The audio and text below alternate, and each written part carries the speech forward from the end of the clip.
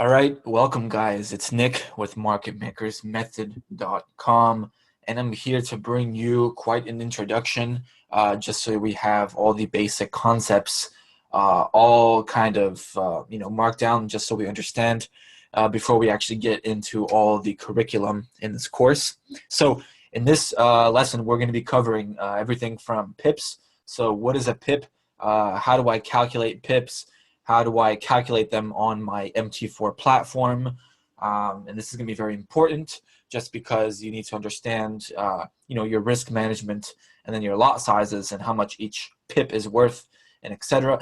We're going to go over brokers, some of the best brokers for your US clients, also for clients that are in the US that want more leverage. If you guys are outside of the US, then you guys can really go with any broker because there's really no regulations as we see in the US. Order types, we're going to go over order types and lot sizes, okay? So without further ado, let's get right into this lesson. So what in the world is a pip? Okay, so we always see pips. You can call them points. So basically, a pip is basically a unit of measurement to express the change in value between two currencies. Okay, so every time, say right here, we have the Euro USD, okay, which was one of the most traded pair in the Forex market.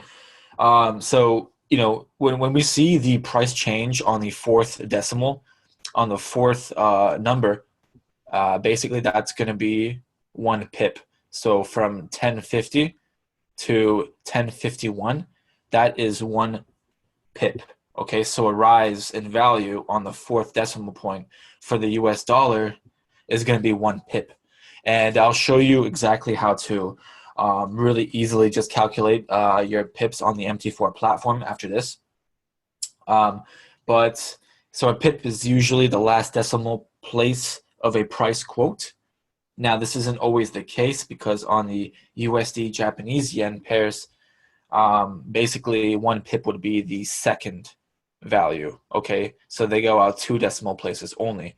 This is only for the yen pairs. Okay, so as you can see, Euro USD would be the fourth decimal point right here, and then we have, make sure I have the pointer, get rid of this little box that always pops up here. Okay, 1 second, whoops. All right, let me get rid of my pointer here.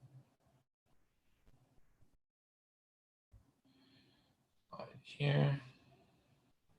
Okay, so let's continue now. So basically, to show you better, this is the pound US dollar. So this is going to be a one pip move to the upside. So price went from 1.3536 to 1.3537. So as you can see, this right here is a one pip increase because it is a USD pair. So it would be the fourth decimal point, as you can see, as seen in our last slide. So this is going to be a little bit easier for you to construct in terms of understanding the pips. So the fifth decimal point, this is most likely Euro USD right here. It is in fact Euro USD. So this is going to be called a pipette. So don't really pay attention too much to this, but this is going to be basically a point one, so a tenth of a pip. So you need 10 of these. So you need this to go from 2 plus 10 to make it one pip, okay? But we'll just focus on the main concept. So each one of these is going to be one pip right here, right? So this is 8 pips, of course. So if this goes from 8 to 9, that's one pip. If this goes from 3 to 4, that's going to be 100 pips. Okay, so hopefully that makes sense. Sorry about that. My bad. So if this goes from 3 to 4, that's going to be 10 pips. Okay, so my bad. And then this right here, if this goes from 5 to 6, that's 100 pips. And then if this goes from 1 to 2, that's 1,000 pips. Okay, so you have the illustrations right there. And right here, don't need to really worry about this. You're not going to really see this moving much at all, even on the monthly time frame.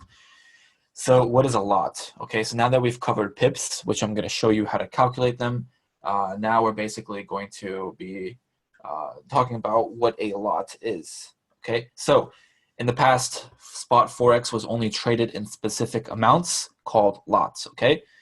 And this is basically the number of currency units you will buy or sell. So a standard size for a lot, right? One standard lot, if you've heard the word one standard, you know, it's going to be 100,000 units of a currency. Okay, so don't get overwhelmed now if you don't understand this. We'll get right to the numbers. So there's also mini lots, micro lots, and nano lots, which we don't really focus on nano lots at all. It's really just going to be mini and micro. And those would be, for the mini lot, would be a 10,000, which would be a tenth of a standard lot. Then we have 1,000 units micro, and then 100 units for nano. So what do I mean by this? Okay, so let's assume that we'll be using 100,000 unit, right? One standard lot size. So we will now recalculate some examples to see how it affects the pip value. So this right here would be your mathematical formula for understanding the pip value. And not all pip values are the same. The Swiss franc pairs actually pay the less, and gold and Japanese gold and pound pairs are going to actually pay the most. So as you can see here, we would do, so let's say the exchange rate is 119.80, right? What we would do is, okay, so we'd take our 0.01, divide that by 119.80, times it by a standard lot, right? If we're using a standard lot. And then that would come out to be $8.34 per pip. Now the same would apply for the USD Swiss franc, which would be $6.87 per pip based off of the mathematical formula that we have here. Okay, so in cases where the US dollar is not quoted first, the formula is slightly different. So it's going to be a little bit different, as you can see. So let's say the exchange rate was 119.30, and don't worry, guys, this is just for you, for you kind of like numbers people that really want to understand the numbers. But I'm going to show you guys a more simple way that you don't really need to do any type of math at all, because once again, we're here to understand the strategy and not learn math. That was back in your school days. Once you're a mathematician, of course. Anyways, let's get back to it. Okay, so 119.30, right? That's the exchange rate for for EU. Okay, so we're gonna do 0.001, right? This, because this is a 1 pip, right? This represents 1 pip, right? Remember that, the fourth decimal point. So that's why we're multiplying that by the current exchange rate, and we're gonna multiply that by 100,000. Because that's 1 standard. We're trying to calculate what 1 standard is for 1 pip move. Does that make sense? So it's going to equal 8.38 times the exchange rate again, which is going to give us about $9.99, round that up to around $10 per pip on Euro USD. Same thing applies for cable, which is the pound USD. Okay, so now here's a better representation of what we're looking at. So this is going to be 1 standard lot, which is going to be 100,000 units of currency. We have a mini lot, which is going to be, so then we have a mini lot right here, which is going to be 10,000 units of currency. So a mini lot is going to be 1 pip. A standard lot is going to be $10 a pip, right? A micro lot right here, 0.01, which is going to be 1,000 units of currency, is going to be 10 cents a pip. And a nano lot, which is only going to be 100 units of currency, 0.001. Now, many brokers won't even allow you to take nano lots. is going to be 1 cent per pip. So you need 100 pips just to make $1, which is just crazy. Usually I tell my students to start out with trading micro lots here, which is a lot more, which is a lot easier to kind of start out with. So I hope this representation kind of helps you out. Standard lot, which is going to be $10 a pip, mini lot, $1 a pip, micro lot, 10 cents a pip, and nano lot, 1 cent a pip. And of course, for different currency pairs, that range could be a little bit off, as in for the yen, USD yen is going to be about $8 a pip instead of $10 a pip. Okay, so all that is clear. So now we're going to tackle into leverage. Let me actually clear this all off the board. Leverage. So you are probably wondering how a small investor like yourself can trade such large amounts, right? Because 100,000 units of a currency, I don't have $100,000 in my trading account. I don't have that type of balance. How can I buy a standard lot? Well, this is what we have: leverage. Okay. Now leverage is basically, so think of your broker as a bank who basically fronts you $100,000 to buy currencies, right? So all the bank asks you is to deposit $1,000 as good faith deposit, which is not a fee, it's just being deposited as margin. So what is margin? So margin is basically the amount that they ask you to deposit in order for them to borrow you the $100,000 to buy a standard lot. Okay, well, sounds too good to be true. Well, no, leverage is one of the reasons why the Forex market is so popular, and why it's more popular than trading stocks. In terms of stocks, it can, legally in America, only do 1 to 2 leverage, from what I know from my experience of trading stocks. So, okay, so for example, if the leverage is 100 to 1, or 1% of position required, right, and you wanted to trade a position that's worth $100,000, which is 1 standard lot, like we talked about, right? But you only have $5,000 in your account. Okay, well, no problem. Okay, as your broker would set aside $1,000 as a deposit and let you borrow the rest. So, okay, so look at this in better terms. So basically, what we're looking at here is going to be, if this is 100 to 1, or 1% of the position required, so you would only need 1% of $100,000 to take on a $100,000 position. So you would only need $1,000 to control $100,000 worth of a currency. So that means that you have 100 times the buying power. So if you have $1,000 account, that's basically perfect amount to buy 100,000 units. But of course, then you would have no balance to comprehend any negatives. So that would basically margin you out and lose your money instantly.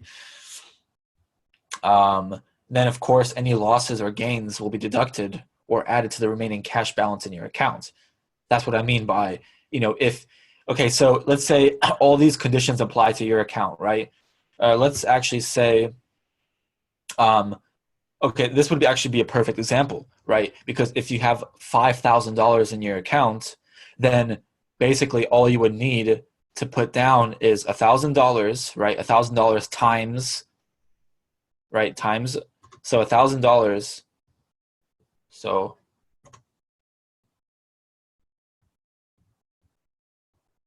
okay, so $1,000 right here times this 100 right here, right? Times the leverage, which is 100, is going to equal, right, 100,000, which is going to be 1 standard lot right here. Then what you would have remaining, right, that's the deposit. What you would have remaining is $4,000. This is going to be your cash balance, where now with your position, if you are in, say, 20 pips in profit, which would be about $200, then this 4,000 would then be floating at $4,200. Vice versa, if you're losing $200, then your account balance would then be $3,800 floating with that new position. Okay, so hopefully all this makes perfect sense. Let's move right along. Now we're going to get into order types. Okay, so right, we've heard there's different order types. There's stop losses, there's buy stops, there's sell limits, there's execute market orders. So let's straighten all that out right now. Okay, so a market order is usually the entry that I focus on the most because it's the very simplest order out there.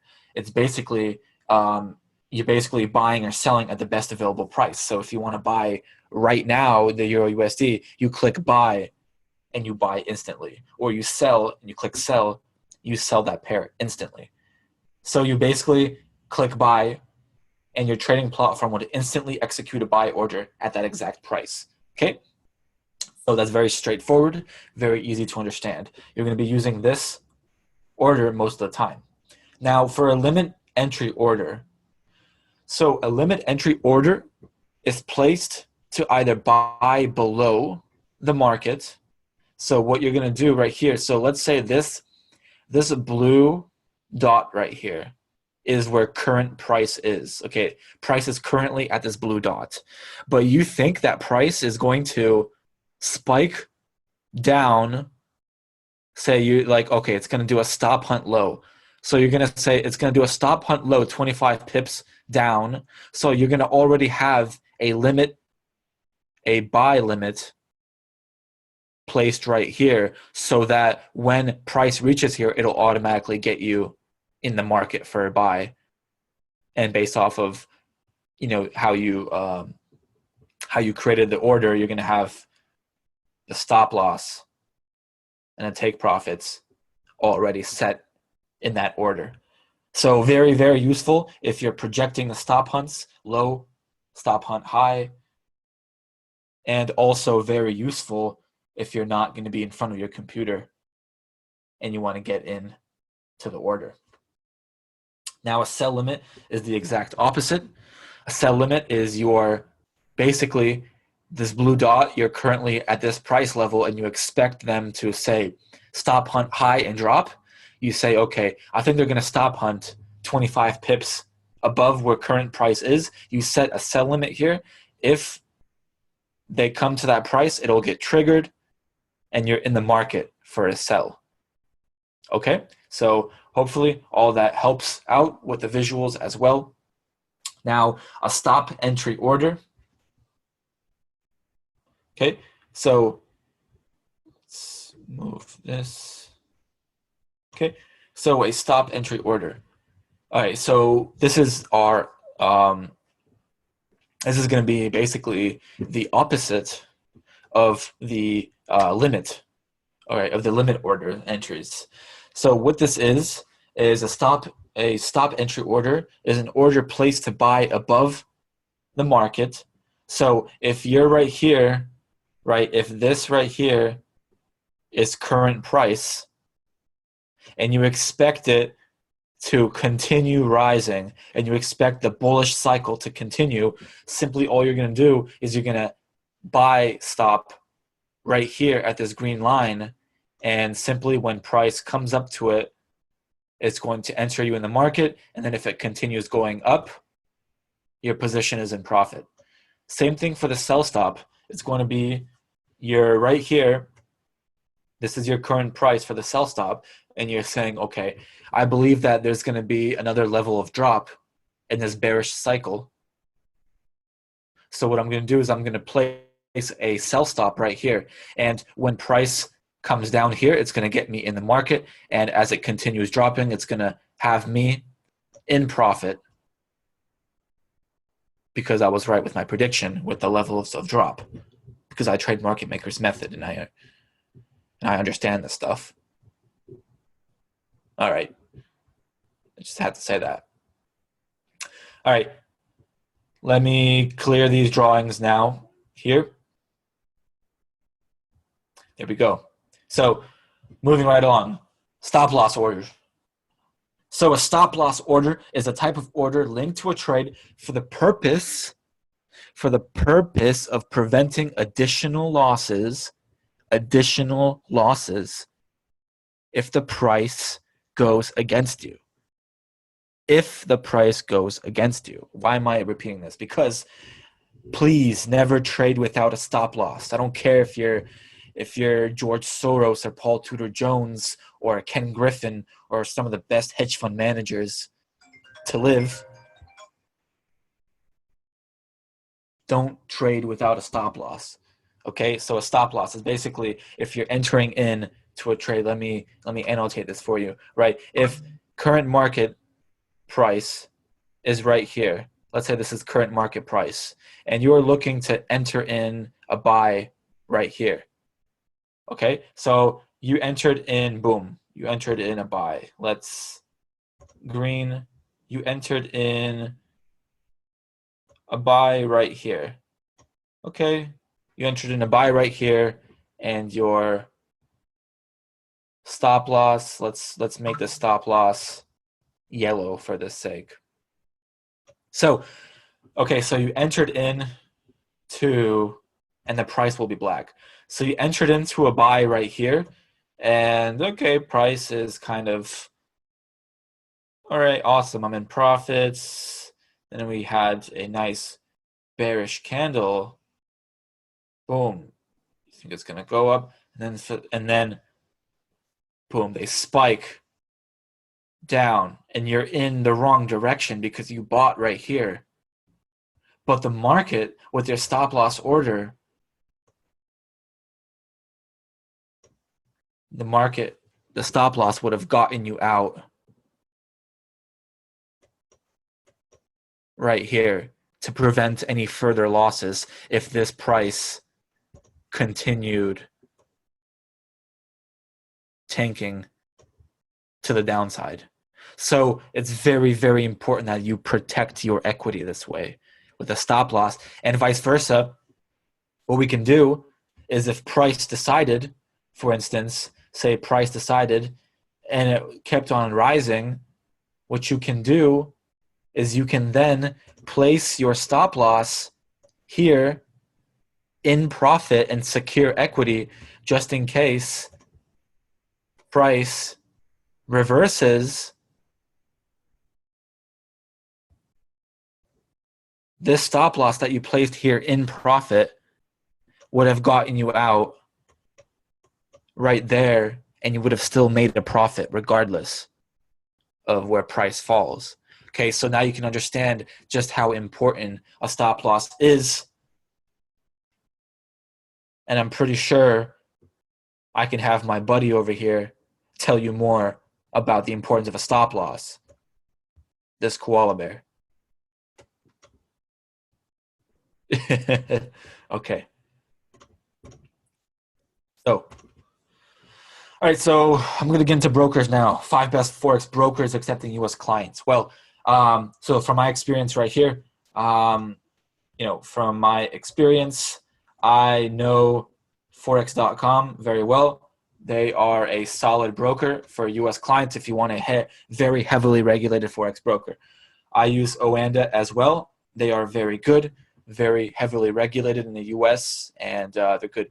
Interactive Brokers is also a good broker, but then these two, I don't know about them. I know Ameritrade is popular with stock options and trading equities, but for Forex, I don't know. And what we're looking for is a broker that uses the MetaTrader 4 platform, because that's the platform that I'm going to provide you, right, that I already provided you with all the indicators and templates so you can get going and trade with my template, right? It's only for the MetaTrader 4 platforms. So choose Forex.com or Oanda for the US clients. Now, if you're non-US, there's a few other brokers, or if you're non-US, you can go with almost any broker you want that has MetaTrader 4 that's regulated, because you guys aren't US citizens, meaning that you don't abide by these by these heavy regulations in the US. Okay, so higher leverage for US traders. These are good brokers to start out with. Now remember this, guys. If these brokers give you high leverage, I'm pretty sure that LMFX provides you with 1,000 to 1 leverage, and Trader's Way is the same. This is going to mean that Trader's Way is not regulated at all. But for US clients, it's good if you want this leverage.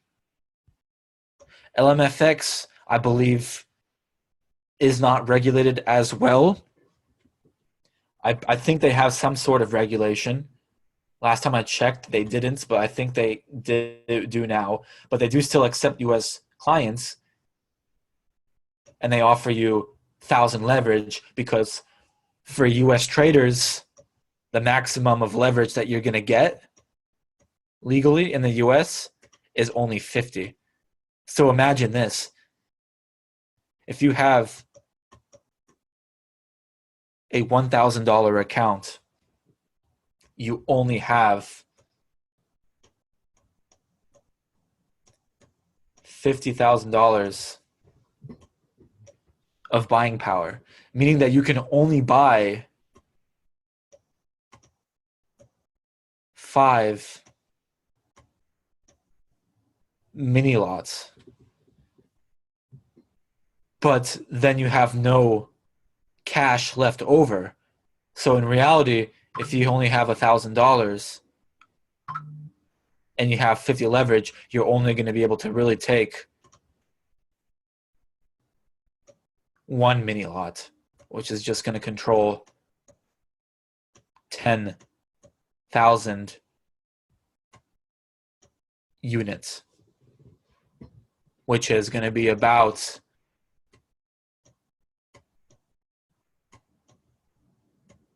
$1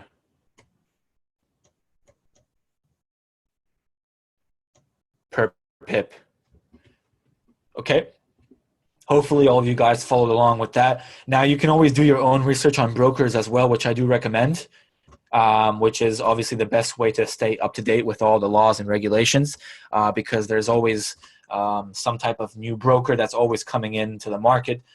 Some brokers are getting busted, such as FXCM, which they got busted for trading against their clients. That was a headache for me as well. Okay, so believe this is okay. So all right, guys. So here I'm going to show you. Here's our MT4 platform. I'm going to show you exactly how to calculate your lot sizes. Calculate your pips, and then how to kind of maneuver through the platform and be able to take positions and see everything for yourself. So what we're going to start out with is our pip calculation. So this right here is Euro USD on the 15-minute time frame. We're simply going to head over right here, and we're going to click on this crosshair right here, okay? So we're going to click on the crosshair, and now we have this crosshair here. So if we want to calculate, say we got here, this is our Asian session, here's our stop hunt high. We get in off of this pin bar that's right here for our 3 hits to the high. What we want to do is we want to then click and hold and move the price to wherever we want to calculate the pips. Let's say right here. Notice that it says 253. So it's not 253 pips. What we do is we take off the last value, and we only calculate the first two numbers. So this is only 25 pips. Okay? Are you following along? Only 25 pips. Now, if we come here and we go more down, this is 32 pips. This is 42 pips. That's 51 pips. And that's 57 pips. Okay, so that's how we calculate the pips on Euro USD. Let me show you on GU. The pips are a little bit more. So if we got in at this pin bar here, right, coming here, that's already 48 pips, 49 pips, 80 pips, 112 pips, right? We take off the last value. That's 127 pips. That's 144 pips. Okay, so that's kind of how you exactly calculate how many pips you're getting. And then, of course, for your orders, you click on New Order right here. And this is going to allow you to select the volume, right? If you're taking, say, 0.1, which is going to be a mini lot, which is going to be about $10, which is going to be about $1 a pip on pound USD. And if you simply click buy by market, that's basically a market order. That means you're going to buy instantly right now at this current price. For the sell is the same thing. You're going to sell right now instantly. Now, if we drop this down to type, we're going to do a pending order. And this is where we're going to choose from either a buy limit, sell limit, buy stop, or sell stop, right? And then you can place in where you want your stop loss to be, your take profits, and at which price you want this buy limit to be placed at. And if you want any type of expiry, say if price doesn't reach your level in 2 hours, you can have it set to expire so that it's no longer activated.